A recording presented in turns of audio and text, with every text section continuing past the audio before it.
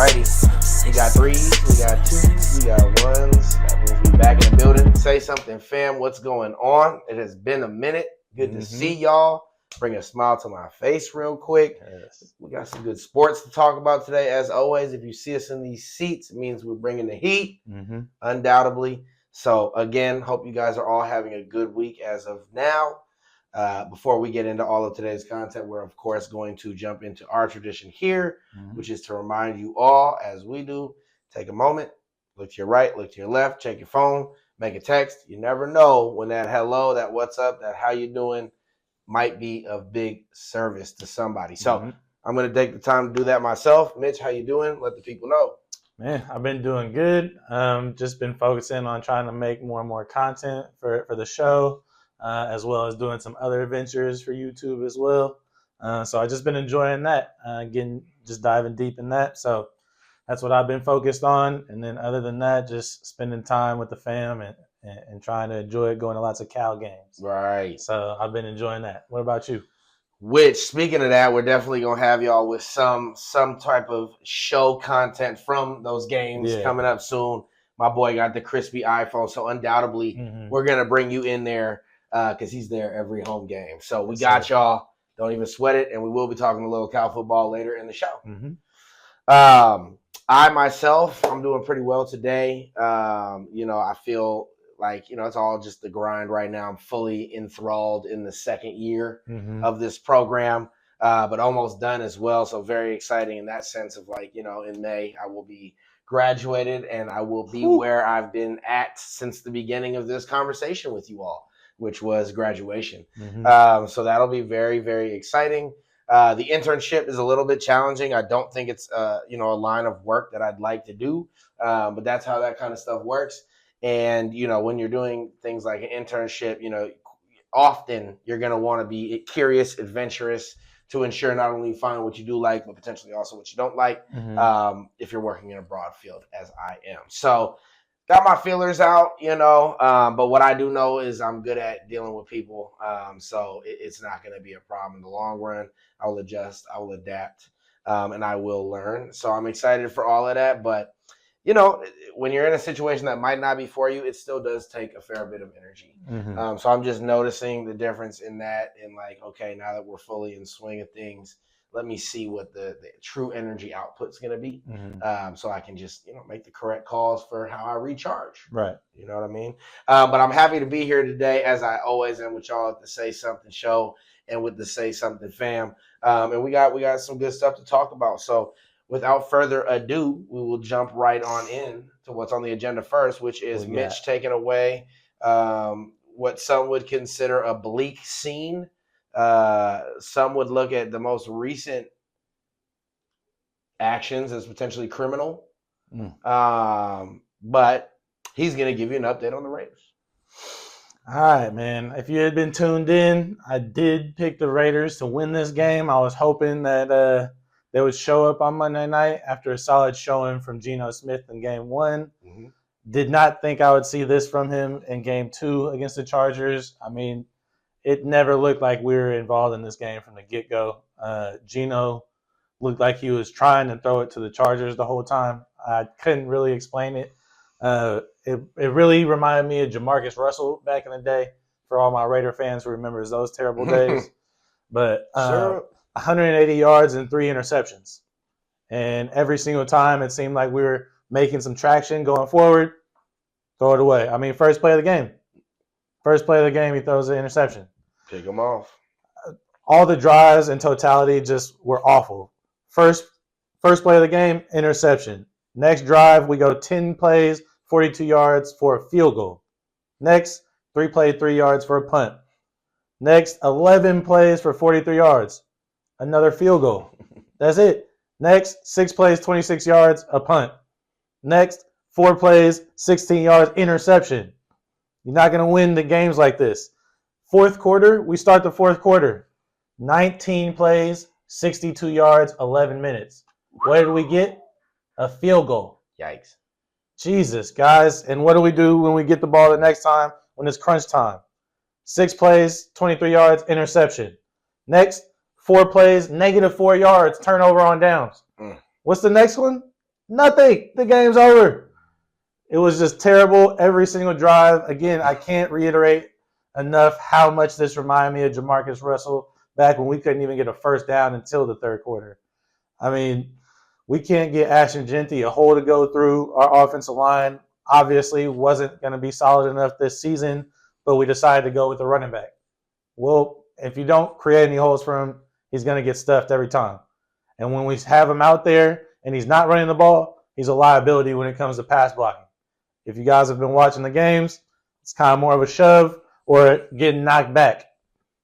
He's a little guy out there. So we have to bring in Zamir White and these other Daniel Labe to come block. So he's getting less and less touches. So it looks like a bad start to the season already. I mean, if you've been watching, I haven't been too high on the Raiders. I was hoping something a little bit better than this. But again, like I've said before, it's same old Raiders. Must be some kind of curse. You got guys like Jacoby Myers who had one drop all of last season. Mm-hmm. Hey, let's feed him. You got Brock Bowers, big tight end, looking like a multi-time Pro Bowler, potential Hall of Famer. Hey, feed him the ball. You see those guys in Kansas City? What did they do for years when they had a Hall of Fame tight end? Throwing the ball. Tony Gonzalez, Travis Kelce. What did they do? Throwing the ball. Feed him. Why do we draft Michael Mayer? He can block, yeah, for sure, but he can also go out and catch the ball. Watching the Bills tonight, they got Dalton Kincaid, Dawson Knox. I forget the other guy who they have. Haas, who just scored a touchdown tonight. If they can work in 3 tight ends, why can't we work in R2 that are damn near better than those guys that I just named? So, I don't know. Just maybe the play calling, maybe the execution isn't there.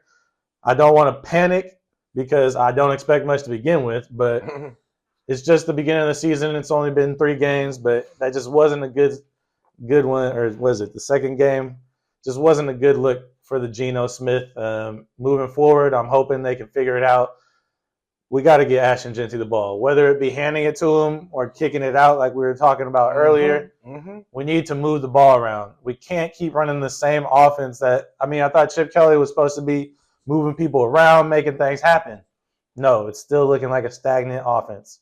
So better decisions by Geno Smith can help us out, and a better play scheme from Chip Kelly on the offensive side could really help, because I can't lie, our defense not looking too bad, but when this is what your offense looks like, doesn't give you much hope when you're on the defensive side. It's like, damn, gotta go back out there again. We made another stop, interception after 3 plays. Right. We make another stop, 4 and out. Like, God dang, like, can we guys get some points on the board? We barely even scored touchdowns. Right. So, again, not ready to overreact and be totally done with the boys, but this is looking like same old Raiders. Right. And the defense really, like you were saying, played well, I thought. Yeah. I mean, they completely bottled the Chargers running game. Mm-hmm. That was gone. I mean, Omarion Hampton, yikes. Right, Hampton, boy. But then, even in the first game against the New England Patriots, they gave up 13. So the defense is looking solid for the lack of offense that's going on out there. And everybody thought it'd be the reverse. So figure it out, Raiders. Come on. And then who do you guys play next week? We are going against the Commanders week 3. I have us losing this one. I know they might not have Jaden Daniels, but I just think even with the right kind of play call, I think the Commanders can still just come out of it. I think Marcus Mariota is going to be their starting quarterback. If Jaden's not in there, everybody loves to get their revenge against the Raiders. They seem to always throw for 200-300 yards and 3 touchdowns when they play against us. So I don't know, man. I just think they have more of a complete team and they have a direction that they're going in. Whereas the Raiders are just kind of like each game is a toss-up. We don't know who we're going to get this week.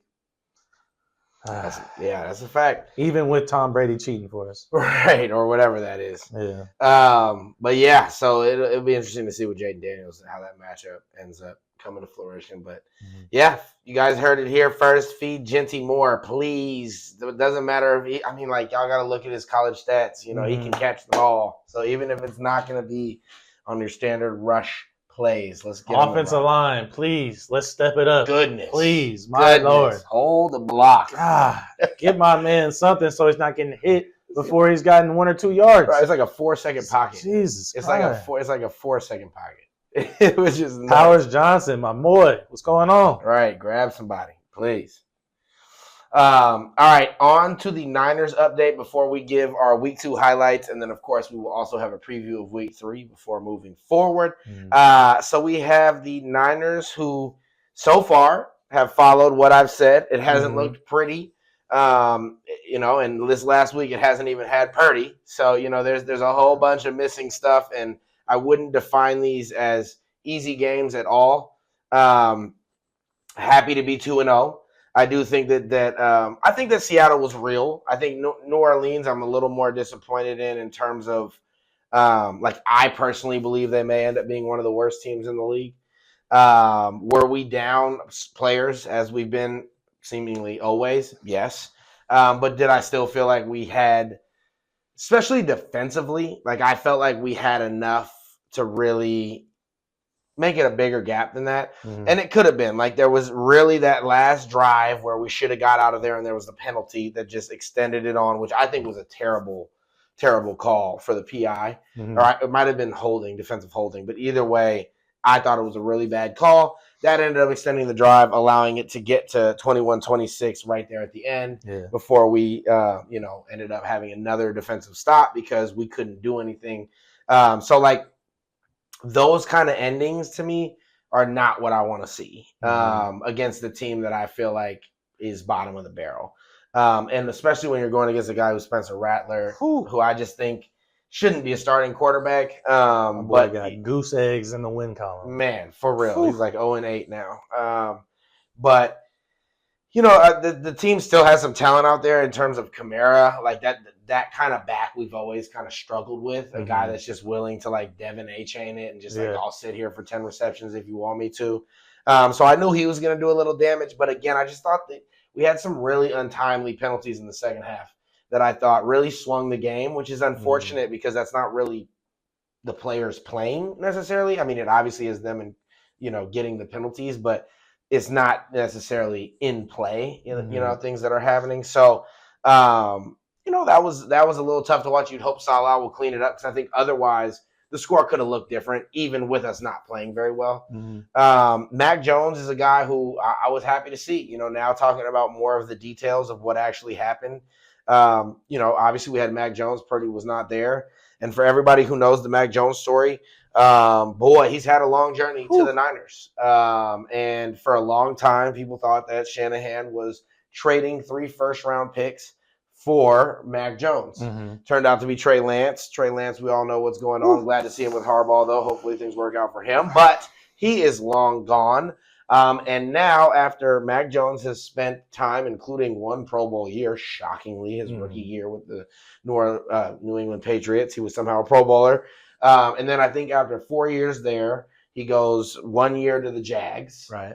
Or it might have been 3 years. Cooks with Brian Thomas. Yes, Cooks with Brian Thomas while Lawrence goes down. And then moves on to us this year and gets the call in week 2. So get that dub, Mac. Shanahan gets his way somehow, some way. Mac Jones is united with the guy that always had, a little heart in his eyes for this guy. So, it was good to see that he was able to perform. Seems like the kind of guy Shanahan would like. Just arm quality, not always there, but makes good reads. Is a guy who is a cerebral quarterback in the sense of not making mistakes. And he's a guy that is able to, it seemed like was able to find a new level of confidence playing with a team that even with all these injuries is better than the teams he's used to playing with. And I think also might have been a little boost just in general of playing for an organization like the Niners in comparison to those other organizations. Would you say he's a bit Brock Purdy-esque?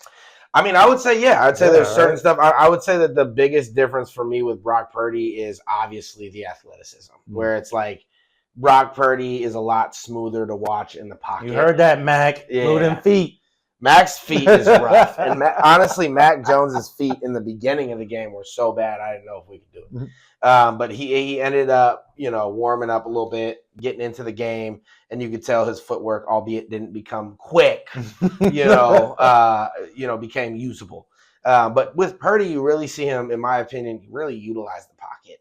And he has a great feel for it, pocket presence. And then he gets out of there on those runs where he's just deceivingly quick. But I think a lot of that is his mind as well, of like seeing it, no hesitation, I'm going for it.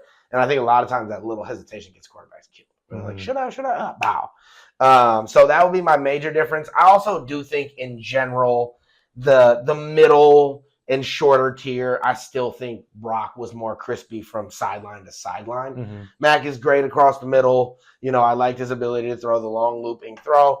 But in terms of like putting something on the dot, to the hash marks, I still think Purdy, it just looks a lot more smooth. For sure. But yeah, Mac Jones is a guy that, like Purdy, fits well with what Shanahan likes to do, and Shanahan can put stats up and can make you look good.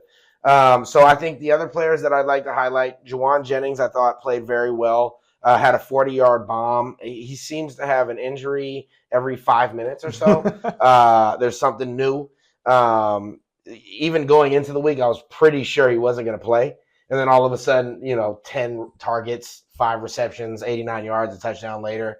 And then who would think anything other than looking on the injury report this coming week, and there's a new injury on him. He still has the old injuries there, but now there's a whole new one. And I even forget what it is at this point because his list looks like a rap sheet.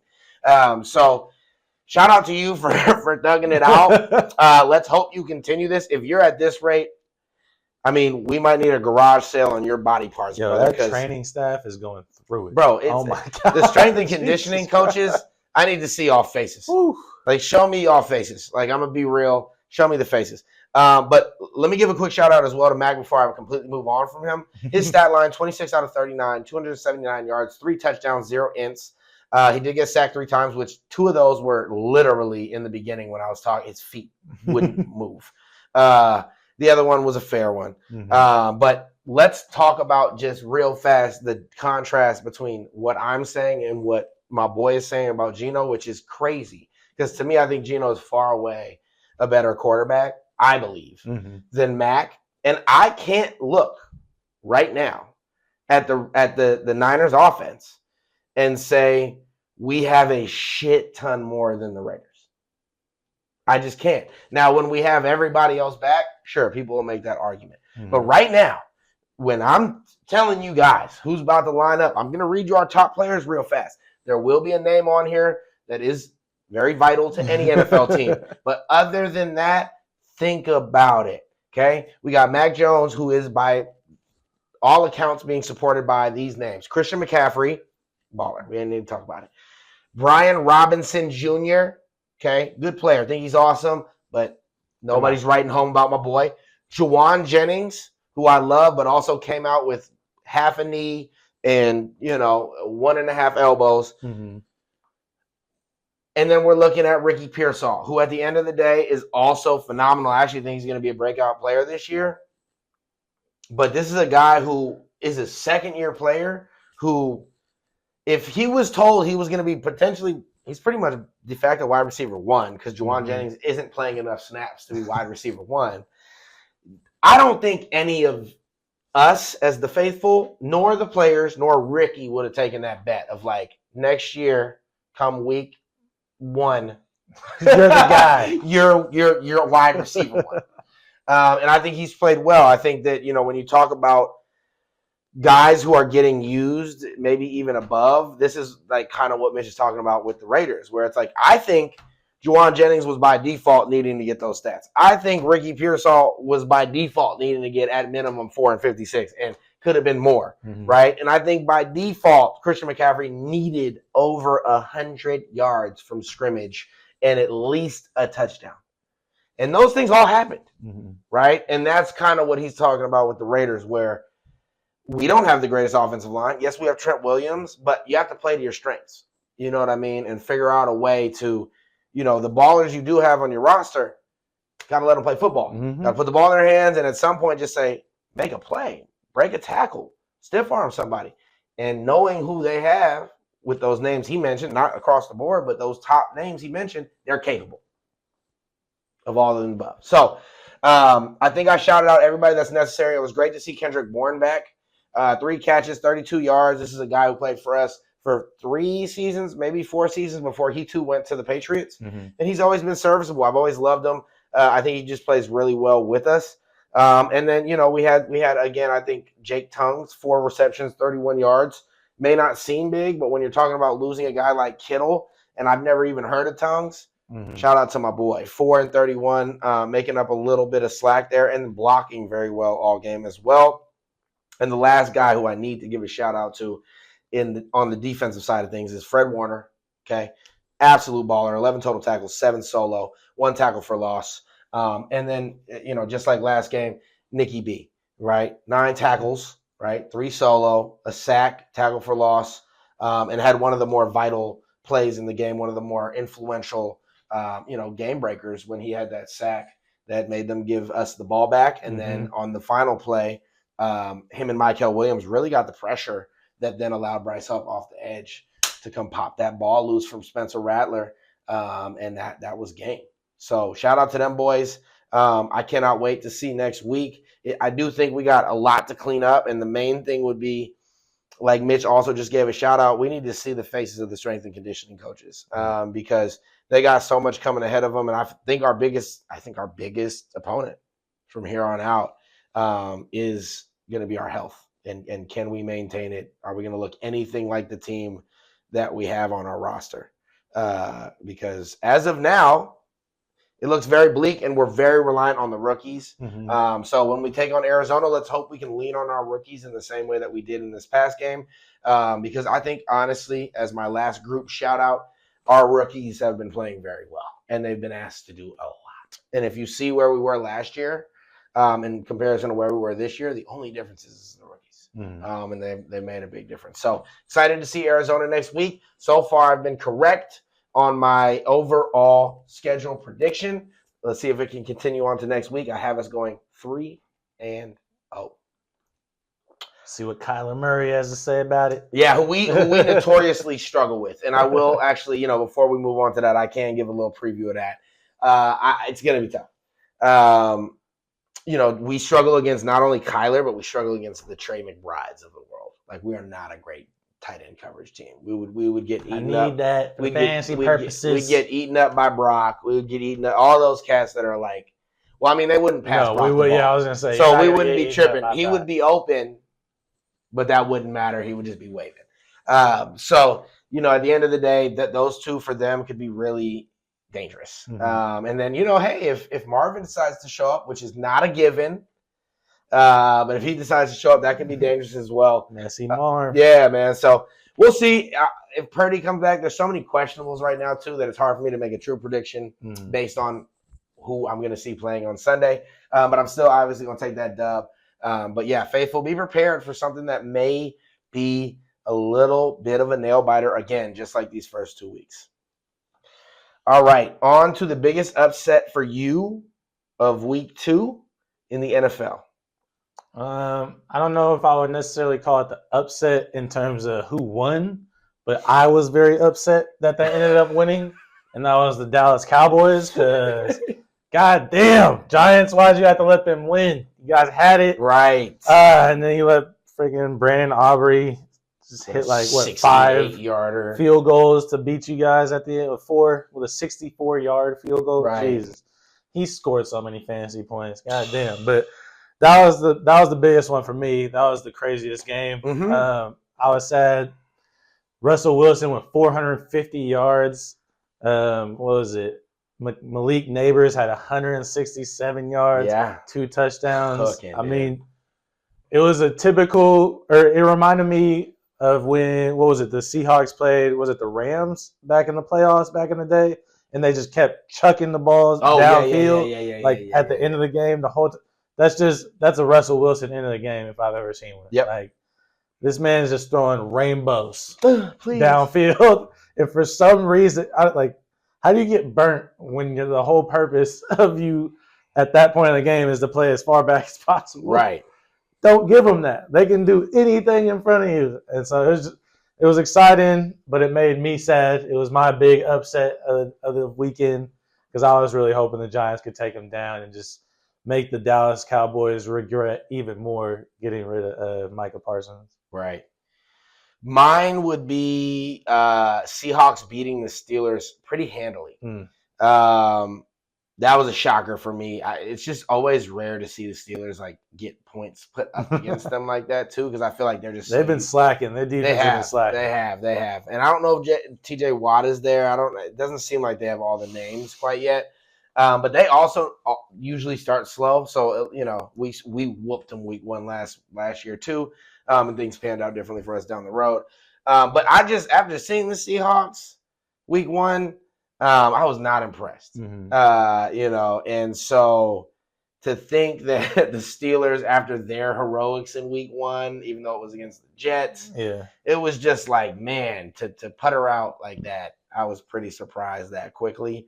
And if I were to give like a honorable mention, it would be the Colts beating the Broncos, where these are teams where who knows what it'll look like down the road. Come on. But, man, as of now and on paper, I'm just like, are we kidding? Daniel Jones is him this year, though. Guess so. Daniel Jones is that guy. Guess so. Said I'm the modern-day Peyton and Indy, baby. And your favorite 2-0 team as of now? My favorite 2-0 team? Yeah. That'll start being our tradition. So we got the Niners, the Bengals. Yeah. We got the Rams, Bills, the Colts. A lot of interesting names. Cardinals, Eagles. Yeah. I mean, I guess you just got to go with the defending champs, until somebody can stop that tush push, which is crazy that people complain about it because can't everybody try it? Right. It's weird controversy. But, I mean, until people can stop that, they won their game against the Chiefs, rematch of the Super Bowl. They just look kind of unbeatable. It's kind of like a little bit reminds me of the Niners as well, where it's kind of like win by any means necessary. Right. I don't care who gets the stats this game. Could be nobody with good stats this game. Yeah. But as long as we get that win, it's all good. And Jalen Hurts seems to be the kind of guy who's just like, yeah, I can manage this game the whole time. And at the end of the day, push me in, baby. Mm-hmm. Absolutely. Yeah, I would go with the Green Bay Packers. I hate to say it; it feels like my tongue is bleeding, but I think they look really good. I think that they are deep everywhere. I think that Parsons trade is going to go down in history as a trade that truly elevated a team to Super Bowl contention. Make everybody forget about the Khalil Mack trade. Right, which is somehow like also simultaneously bringing it back up because those are the only comparable trades in NFL history. But yeah, I think they look really good. I think a lot of it will hinge on, is Jordan Love going to take that next step? I mean, he looks like he's on the fringe and that team looks good enough to where he may not need to. Mm-hmm. But I think if I was truly to say like, yeah, I feel confident about that for the rest of the year, I think it hinges on Jordan Love. But we'll continue to do that for you guys each week until there are no more undefeated teams. I think that's a really awesome thing to start doing. Do you think Jake Browning is the guy? Is he going to take over for the Bengals and lead them to a winning season? By the way, if you guys don't know, that does mean Joe Burrow went down. Out of there. Joe Burrow did go down in week 2, for 3 months. Browning is a stat stuffer. I liked what he was doing with my boy Jamar Chase. I'll tell you that. He's a stat stuffer. Give him the ball. He's a stat stuffer. He reminds me of Nick Mullins. You remember Nick Mullins who played with us? So Nick Mullins is a guy who he really is he's kind of like in the like Brett Favre kind of like build where it's like just an ultimate gunslinger and for better or for worse. And like he'll have games where he'll throw you into it and he'll have games where he throws you right out of it. Sounds like Geno. Yeah. But Nick Mullins was one of the few backups at the time who like whenever he got in would throw for over 3. Mm-hmm. And like almost like a guarantee. And what was crazy is we wouldn't always win. It wasn't like it was like, oh, he'd come in and now we're just saved. It was just like we could still get our butt kicked and somehow Mullins was going to put up 300-plus yards. Mm-hmm. And he was the type where he could put up yards with no touchdowns. Like it was crazy. Where it'd be like 335 yards, 0 touchdowns, 3 picks. Like how? Vernon Davis had 145 yards, no touchdowns. How? What happened? And I think that he's in the same line as that kind of player, where I think fantasy wise, I think everybody's in good shape. I think everybody is not going to see even necessarily a major drop off, especially the stars. I think Burrow might have been a little better at spreading it all the way around. I think Browning, as any other backup quarterback, is going to be favoring his favorites a little more than the Pro Bowler, let's say. Just real quick to bring it back. I'm not calling Brock Bowers Jamar Chase, but this is Jake Browning throwing the ball. Jamar Chase, 16 targets, 14 receptions. Hey, Raiders, do that for Brock Bowers. Not that difficult, right? If Jake Browning can do it for the Bengals to Jamar Chase, Gino, you can do it to Brock Bowers. Or even Jacoby Myers for that fact. Right. 100%. But to answer that question, I don't think that he'll lead them to winning. I think that division is tough. I think that when you look at some of the other teams that are below them, they haven't even started off yet. And then that defense is bad, dog. They are. Good look to be 2-0. Yeah. I'm shocked that they're 2-0. But I think, all of that's just going to weigh too much.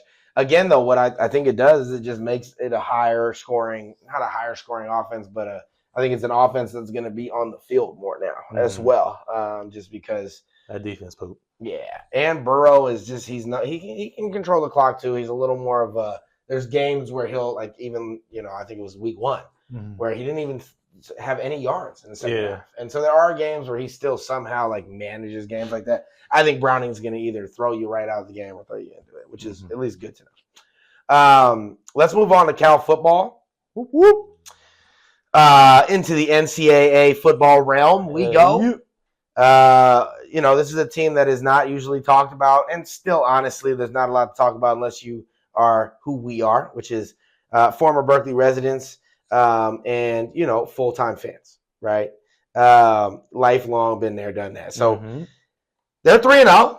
I feel like we've done this several times with several sports. We're here.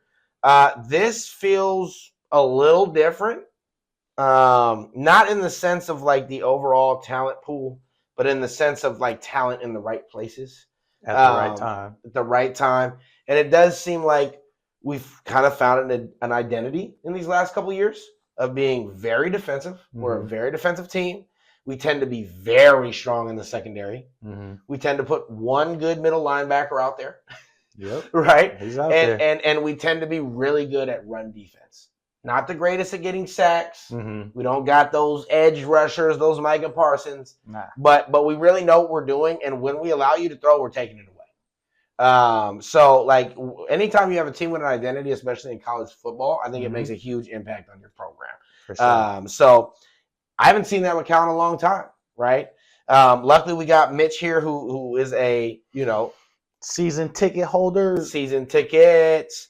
So he'll be in there, and like I was mentioning earlier, we're going to make sure we begin to get content at these games, especially if they become of high level importance, right? We're going to make sure we get y'all in there because Cal football really hasn't been prominent in a long, long time. So do you want to break down a little bit? He's been to the game, so I'm going to let him take us into kind of what he's seen so far and what we got potentially in this true freshman quarterback. Yeah, so we got our true freshman quarterback, originally signed up there in Oregon, got paid, got some money from them, said, hey, there's a lot of competition up here. I'm going to take my talents down to Cal where they ain't got nobody at quarterback no more. Smooth move. Mendoza's out of there, so he's coming in, starting as a true freshman. Jaron-Keawe Sagapolutele. Let me make sure I get that name right. He's been absolutely killing it, making a name for himself. Came in first week of the year and was the ACC Freshman of the Week. Attaboy.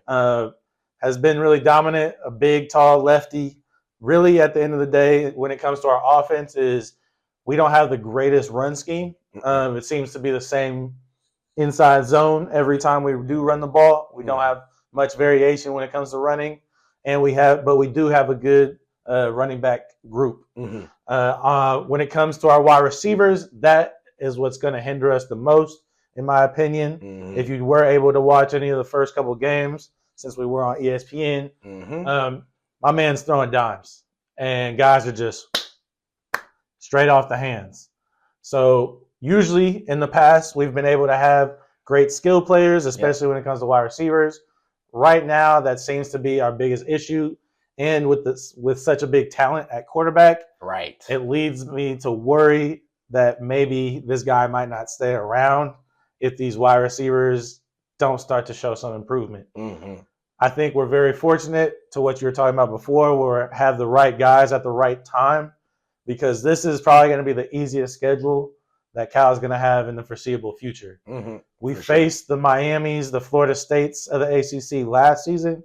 So now this year, we really don't have that much competition when it comes to conference play. I think SMU is our biggest opponent, and they've already lost this season. But moving forward, our next game is against San Diego State. Then we play Boston College, Duke, North Carolina, which is probably going to be the marquee game of the season because of Bill Belichick. They'll be coming to Cal. After that, Virginia Tech, then Virginia, then Louisville, Stanford, and SMU. So it's a great start to be 3-0. Game 2 that I went to against Texas Southern, you like to see us do a little bit better than what we did. We did win 35-3, but it just didn't look convincing against a team that some of the main schools would put up 60 and really ran it on them. But like you said, our defense has been holding up strong. It's really just about our wide receivers being able to handle the pressure of catching all these balls that Sagapolutele is throwing. Because, again, from the left side, he's throwing absolute dimes. On the run, looking kind of like how Caleb Williams was looking when he was in college. So I'm hoping that through this season, we don't have the lulls. We don't have those great starts and can't finish like last year when we had a great start against Miami, but in the final quarter gave it up and lost all momentum for the whole rest of the season. So I think we need to make sure that we keep our foot on the pedal the whole time. And because anytime we have a loss in this season with this kind of schedule, it's going to look really bad, and it's kind of going to derail the season, because even if we go like 8-0, say we run off 8 or 9 wins, we could get to like rank 13 or something like that, but it still wouldn't. It would feel a little bit like when the UCFs or just even the SMUs in the past. the SMUs and stuff make it. It's like but it's the strength of schedule really helps to why they're that record. But if they were to face one of these top schools, it might be a blowout. So hopefully we can continue some good momentum, and hopefully these wide receivers can step it up, because we do have a solid defense that I think could contain good offenses. It's just up to our offense to be able to sustain and be able to score on meaningful drives. Absolutely. So as we've been telling y'all, we're going to make sure we're fully updated on the Cal stuff. We are going to have segments on the side as well that are just hyper-focused on Cal football and Cal hoop. So for all you Cal Bears, just make sure that is coming as part of some new content we got on the way. Let's do a little baseball update. Yes, sir. Only thing I have to say is Clayton Kershaw is retiring, which may be the best pitcher of our era. He's up there. That's a big deal. Justin Verlander. A couple guys. But Kershaw, you can't talk enough about him. Absolute stud. We can pull up his numbers and everything, but I haven't paid too much attention to Kershaw over the last few years. There haven't been much to look at. And he's a Dodger, so get up out of here. Get him out of there. Get him out of here. But let's take a look at the career that was Clayton Kershaw. We got some awards. Sure, we got some Cy Young. We got an MVP, 3-time Cy Young, Triple Crown in strikeouts, ERA, and wins, 11-time All-Star, 2020 World Series champion after smoking all the dope in the can after the bad years of playoff runs for the Dodgers. All those playoff L's. Has a Gold Glove, has a Pitcher of the Year, has 5-time ERA title. 222 wins, 3,039 strikeouts. The guy's a future first ballot Hall of Famer, absolute stud. Shouts out to you, Clayton Kershaw. You will be remembered in this game because you have been a staple for sure. Other than that, we got kind of the end of the year running down. We got about 12-ish more games.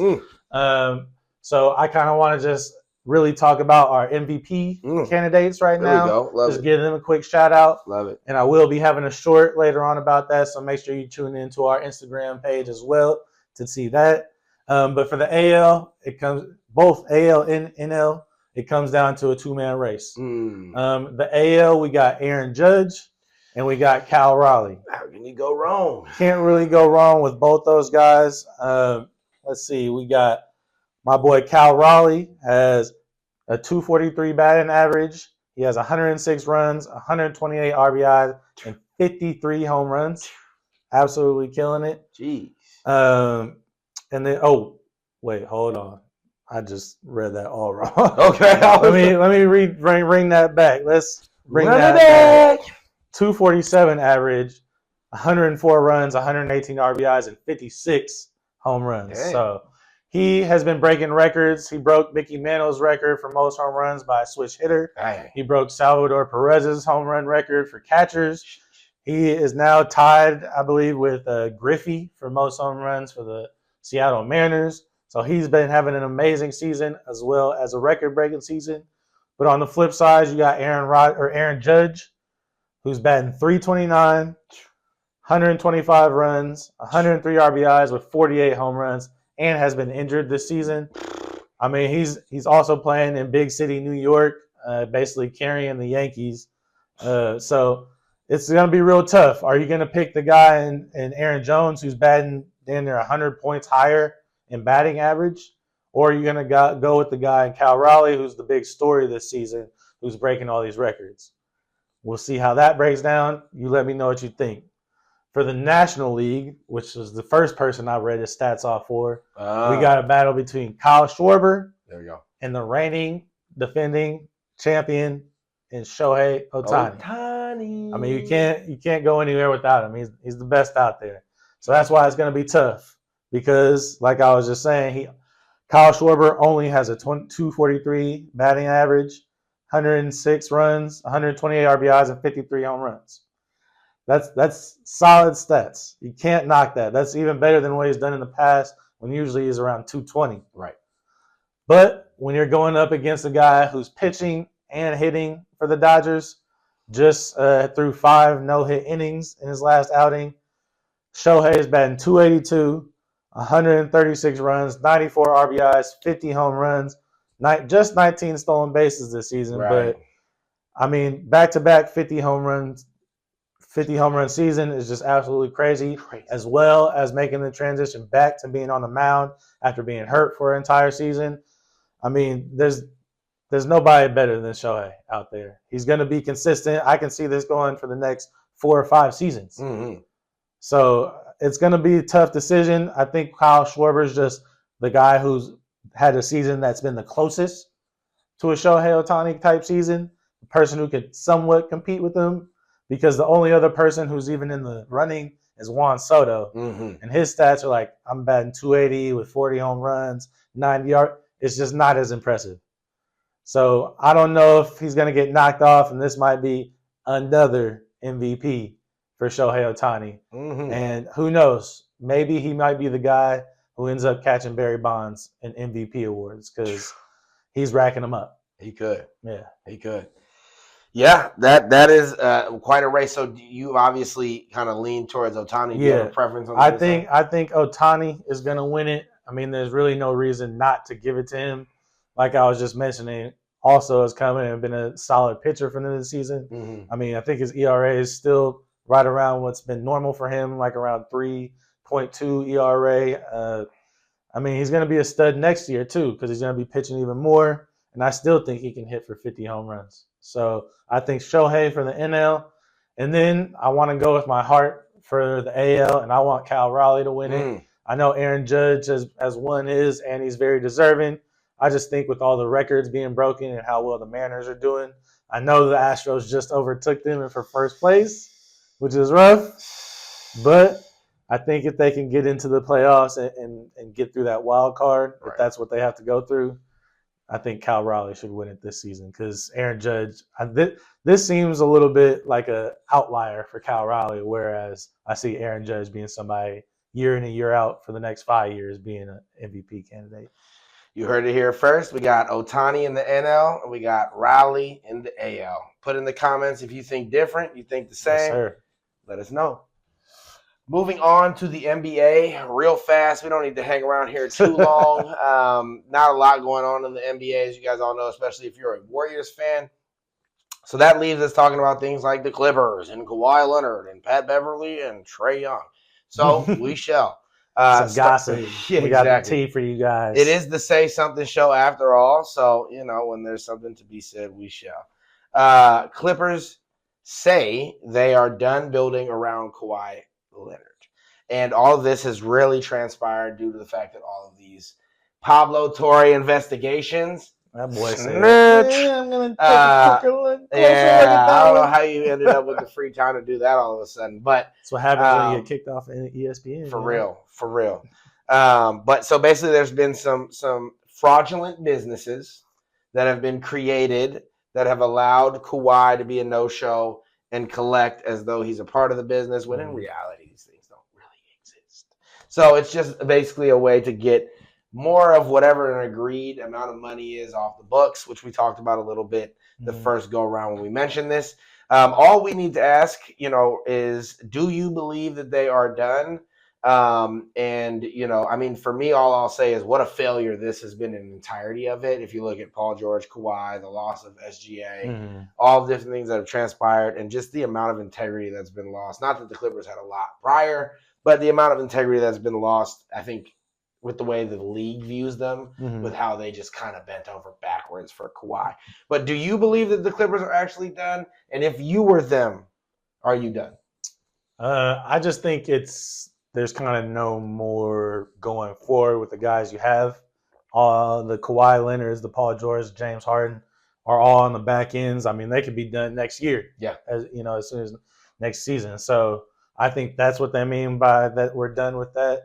But they don't really have a direction to go in because they don't have young guys and they don't have draft picks to use. So I really don't know what direction they're going to be going in. Steve Ballmer just put all this money into the team, into the arena. If Ivica Zubac is going to be the guy who's going to bring people to put into the seats, it's going to be rough. So this year they might still be competitive just because of how good their veterans are. Yeah. And they made some good ads. Yeah, and they made some good ads. They got John Collins, I think. Yeah, right. And, they got John Collins, and they got somebody else as well. Who else did they get? Let's see. Don't forget. Oh, Bradley Beal. Come on. Chris Paul's back. And Chris Paul. I think some of those things will help down the stretch. I think it'll help. I think they got enough size and strength to be a team that can compete. But the West is going to be a gauntlet, so you never know who's going to be able to come out of there. I don't like the team, how it's constructed, but like I was just saying, there's so many veterans that they got to find a way to win. Brook Lopez as well. And Brook Lopez. Which is actually, I like that one. Yeah. But again, like we're saying, this is looking like, a group of 35-plus-year-olds. Absolutely. All playing rec league together. I'm not impressed with them. I think they got nowhere to go forward. So you try to move off is what you're saying? I'm trying to move off. We got to figure something else out. I would honestly already try and start the rebuild. Like this, I don't believe this team is going to win a championship. Right. So you're just it's like let's see what we can get for these guys, because at this point they're just going to up and leave. Get some picks back in the building. Something. Right. Yeah. I agree. I think that whether I believe they're done building, I don't even know what that means. I don't know why you would make a statement like that other than to cover your butt in these kind of situations. But yeah, I don't need to beat a dead horse. I believe that this team has pretty much maxed out. I think this would be the true last shot. I think they did a great job of constructing a team with what they have that can actually compete this year in what is the gauntlet of a Western Conference. But it's within now. It's like a now or, at the end of the year kind of thing, and nothing beyond that in terms of blowing it up. And if the only way I can consider anything different is maybe if you win the championship and if you feel like you just want to ride out with that ship and do what you want to do, I still would move on. Lastly, before we get out of the NBA sphere, because there's nothing there, Pat Bev versus Trae Young. If you guys have heard, they're going back and forth. They're basically going at each other's game a little bit. What do you think about it, Mitch? To me, it definitely seems like old head talking to young guy, Right? and then young guy trying to defend himself, but it just kind of sounds like, "Man, why are you like trying to get at me, bro? Look at you, you're not as good as me. Why are you even talking?" Instead of kind of understanding the overall like meaning of what I feel like Pat Bev was saying. Yeah. But again, it's a very old head way of thinking of like, oh, you ain't won, or you one of them guys, but you ain't leading your team to a championship. Right. So all those stats mean nothing. But like on the flip side, it's like, well, those stats do mean something. And Pat Bev, you are just like a very like low end role player. But on the flip side, Pat Bev, you are kind of right, where it's like, for one of the guys, you really haven't done much, Trae Young. So it just kind of comes to a stalemate, because then it just ends up being less about what the actual message is to each other and more just like people going back and forth trying to defend themselves, talking about their stats and what they have and what the other person doesn't. Very petty, in my opinion. But again, we got all these podcasts. Lots of people talking, got to be controversial. So Pat Bev's the kind of guy who's pretty candid whenever he talks. Right. Very, very old school with it. I mean, he's a dude who was a dog back in his high school days and ended up having to be a role player. So he's just like, man, I might not be the guy, but I'm a very important role player for any team I'm on. And Trae's like, I'm the guy for my team, and it's a lot harder when you have to do that. Right. And he's like, you played with a bunch of stars too, so let's not sit here and act like you were on boo-boo teams going to playoffs, like you weren't carrying. But yeah, I mean, to me, it's just hard to quantify what they're talking about. I mean, and that's what I think so many of these players' arguments hinge on, is just like unquantifiable information. That's like, how can we talk about how much you meant to a win? It's like, Pat Bev, yes, we've seen you playing winning ball. We've seen you make plays that have allowed your team to advance in, high-pressure situations. We've also seen you average about 15 to 20 minutes a game. So the moments that's happening are more fleeting than for anybody else, just because, yes, it's awesome that you're having them in that little amount of time, but we also have to highlight how little amount of time this is. And, then the same vice versa, where it's like, yes, Trae Young has not done as much winning. He's also not had as much around him. And he also, in my opinion, has had to fall on the sword a ton of times, where it's like, hey, it's on you whether we win or lose. Figure it out, And so just like, if I were to leave it at one thing, it just sounds like two guys that don't sound necessarily satisfied with their careers. And Trae Young still has time to finish whatever's going on. So theoretically, that's why I'm a little more surprised he even bit the bait. It's just because, man, Trae, you still have so much you can define in your career. And Pat Bev, to me, is a guy who should be happy. Right. But just doesn't strike me as a guy who truly is. And this is that, right? This is just a guy who's like still digging for relevance in a certain sense, even though I think Pat Bev's awesome in his own way. Right. But like, yeah, I mean, doing it through this kind of attention has just been his MO, even when he was on the court. So, I think it'd be hard pressed to think that we wouldn't see some of that out of him still. Right. But to get like a true response out of a Trae Young, to me, where it's like, I'm trying to think of a good comparison of like, of our like a little era, like the era before, where it's like a guy at the level of Pat Bev calling out a guy at the level of Trae, and Trae being like, let's talk. Whereas I just think in other eras, it's like maybe they wouldn't have had the voice to say it, but even if they did, surely the other person's like, I mean, bruh, I'm gonna let the stats talk. But it reminds me of like who's like a really influential player off the bench, like a Lou Will almost. Even though it's like, to me, Lou Will is exponentially better than Pat Bev. But like, if Lou Will was sitting there like talking to Carmelo, and just like, my boy, you're garbage. Like, you don't do no winning. That's the type of thing for me where I just feel like it's just interesting that we even allow that nowadays, where it's like, bro, what are we talking about? Like, Pat Bev has never even been a starter consistently. Like, we can't do that.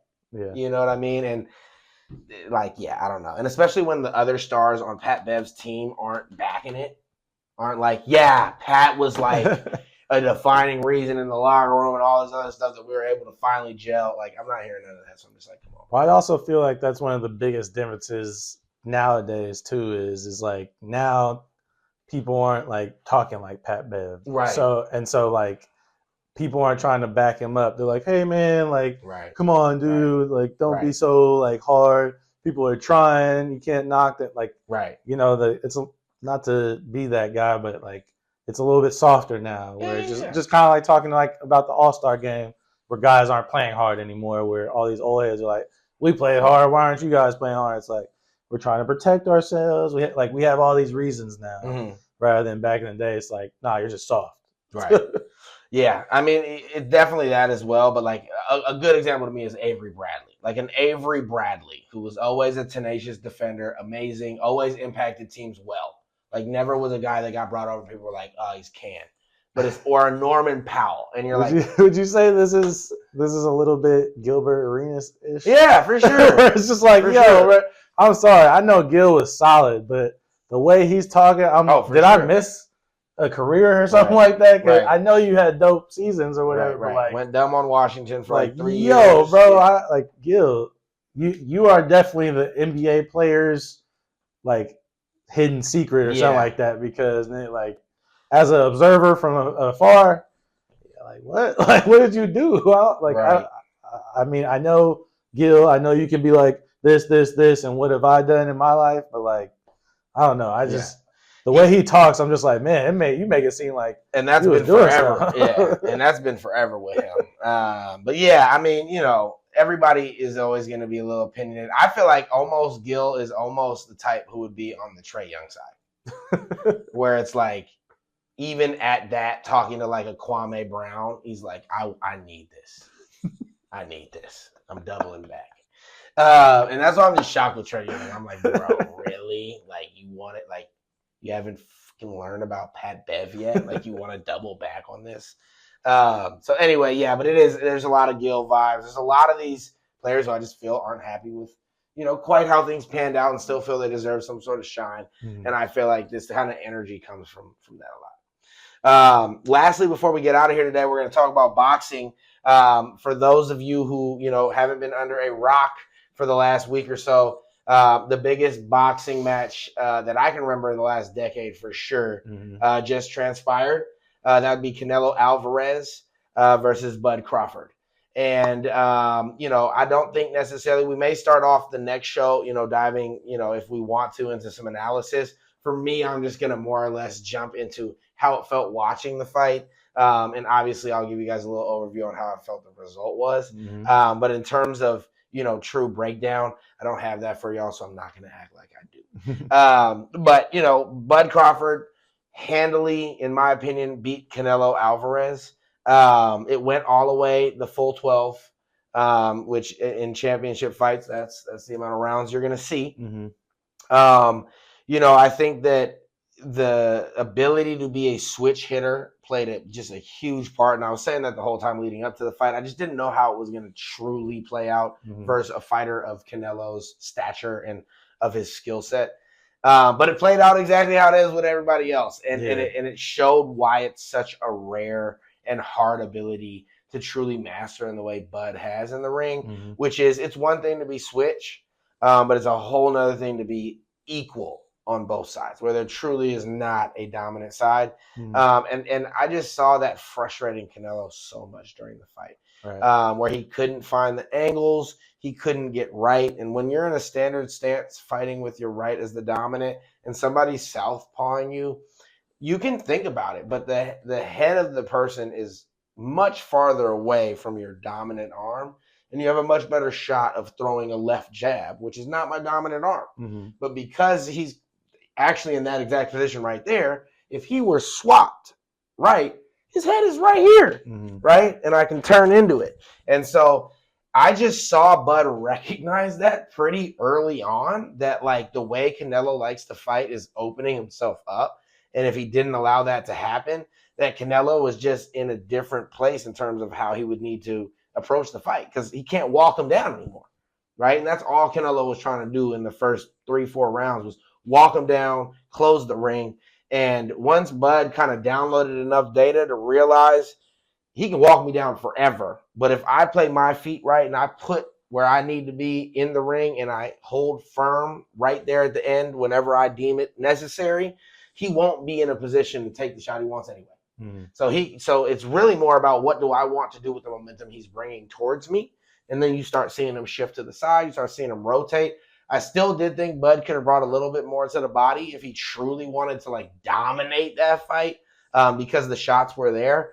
But like if you looked at the jab statistics, night and day. Bud was hitting way over 100, and Canelo was, at I think 60 something. And those were labor jabs trying to get in there. So to me, it was truly Canelo getting outboxed, which is really hard to say. And I don't think we've seen it very often. I think maybe Mayweather was the last time he was actually outboxed. But Bud is very, very well deserving. And I'm super happy that he was able to get this result because I think his career so far has been marred by people ducking him for the most part. And he really has no true signature wins. And for a person who's 42-0, to really get that far, have no signature wins. He's 38, so he's not getting any younger. I'm just happy that moment happened. But I was a little bit shocked at who we saw Canelo to be in that fight. And it made me question, a little bit about what things look like moving forward. To me, it kind of looked like Canelo was a little slow out there. To your point, I couldn't really pick up anything that Bud was throwing. Did look like he was confused. It was the most I've seen any boxer get hit and be like come back and look like, what? Like, how'd you just get me right there? I got to, all right, let me try again. And just never could figure it out. I thought that Bud even kept it pretty reserved the whole entire time. I think if maybe he had gotten into a little bit of trouble, he would have opened up a little bit more and threw a little bit more of those combos because he was way more effective when he was throwing combos than Canelo was. And Canelo was kind of just every few moments I'll throw a couple shots. But other than that, I'm kind of just walking you down. And like I talked about earlier, he seemed a lot more flat-footed than Bud. Bud was, no matter how he was walking him down, was able to maneuver around the whole ring the entire time. Just looked more spry. Like you're talking about the IQ, even though Canelo is a great, great mental fighter, it just looked like Bud figured something out and just exploited that the whole entire fight and just really didn't even seem concerned with Canelo the whole time. There was a couple punches, but when I say a couple, I really do mean like two or three. Literally. The entire fight where Canelo got but where it's like a solid state. Where they had to do the slow-mo after the round and then you saw, oh, okay, you got him. But it's like never a moment where you saw Bud being like, oh, dang, I'm wobbly, or oh, whoa, he got me, or whoa, I have to think differently now. It was just every round, all right, here we go, back at it. This is what I got to do. There was maybe like 3-4 rounds where Canelo landed those 1 or 2 punches, and so he might have gotten those rounds. But at the end of the day, it was because Bud never really opened up, and he was just, I'm going to stay in my pocket, I'm going to get this win. I'm not going to let myself get opened up to a random punch that could knock me down. Let me go. I got this win easy. And that's what it felt like the whole time. So it was really nice to see how he was able to execute. That was for sure. Canelo's always been the guy who's been the enforcer, and to see somebody who was like, I'm not afraid of you and I'm tagging you up a little bit compared to most guys, I know what I'm doing here. Absolutely. So great win from Bud. And he came up 2 weight classes, which I think is just astonishing. Even though most standard boxing fans would look at it and go like, Bud looked like the bigger fighter, which he did, which was actually shocking to me to see that as well, where it was just like all across the board. Not only height because he's taller than him, but like he looked stronger than him. He looked like he was a bigger man than him. And to come up 2 full weight classes to then also have that physical presence was shocking to me. I mean, it really, almost from the start, I truly felt like Canelo was in trouble just from seeing that. Because I thought Bud was going to struggle to make that weight. And I thought was Canelo like, maybe was you should have been there. I was like, maybe Bud, you're supposed to have been there. Yeah. I mean, you didn't look like you lost any speed, nothing, and that body frame looked very natural. It did not look like it required putting weight certain places. It looked all proportionally correct. So, yeah, big props to that, and I'll be very, very intrigued to see how Canelo bounces back. And then the last thing on our agenda before we close the show, which is just a shout-out. Shout-out to the Valkyries for making the playoffs. As we said, they were the first team to ever be an expansion team to make the WNBA playoffs. They ended up getting knocked out after fighting very hard against the Minnesota Lynx, who are the #1 seed. Bro, Collier's nasty. She is nasty. She is nasty. But shout out to Veronica Burton for winning the Most Improved Player. That is really awesome. And then Natalie Nakase, she won Coach of the Year. So Valkyries bringing home a lot. You know, as they've all said in their interviews, none of this matters until we're truly winning. But hey, shout out! It's a great place to start, and you guys are already the most valuable franchise in the WNBA. Get the most fans out of anybody out. Man, sold out the whole season. So shout out to a successful season to them. Can't wait to see where the Valkyries go from here. And, we'll make sure we see y'all next week. Peace, love, and happiness. Say something, out of here.